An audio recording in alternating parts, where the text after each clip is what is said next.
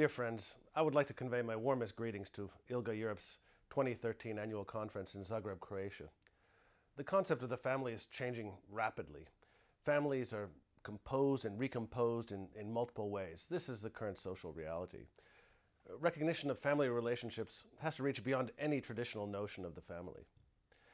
Over the past decade, we've seen considerable progress in legal recognition of LGBTI families. This is very useful for refuting stereotypes about LGBTI persons. The public should become much more aware about rainbow families. Nearly half of all European countries now give official recognition to same-sex couples. 10 states have legislation for same-sex marriage. Access to adoption and assisted reproduction technologies is becoming available to LGBTI parents together or alone. It is in the best interest of children that parents and primary carers have legal rights and responsibilities. The family unit, in whatever form it takes, should enjoy adequate and equal legal protection. The jurisprudence of the European Court of Human Rights reflects current developments. Clearly recognized same-sex couples living in a stable partnership with or without children fall within the notion of family life, protected by the European Convention on Human Rights. The Court has also noted that there's a European consensus emerging about the legal recognition of same-sex couples. Though the European Convention on Human Rights does not impose an obligation to grant same-sex couples the right to marriage, the member states' margin of appreciation, their room for maneuver in providing alternative partnership recognition schemes, is narrowing. This trend is likely to accelerate when the majority of member states have partnership legislation.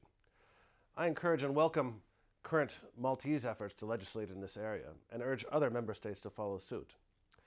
The principle of the best interests of the child is sometimes used as an argument against the promotion of the human rights of LGBTI people.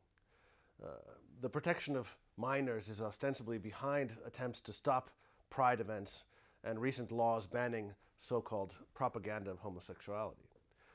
New dividing lines in Europe are emerging on these issues. But there's no reason to assume that children would not be equally well cared for by LGBTI parents.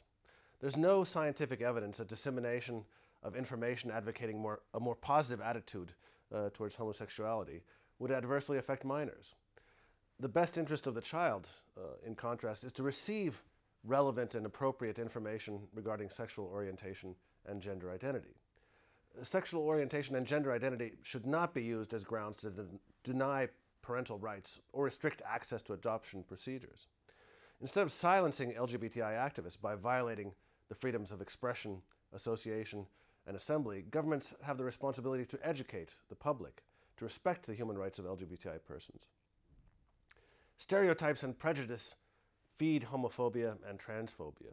We have to refute these stereotypes and struggle against these prejudices by disseminating factual information, carrying out a rights-based debate, and enhancing the visibility of LGBTI persons and families as ordinary members of society.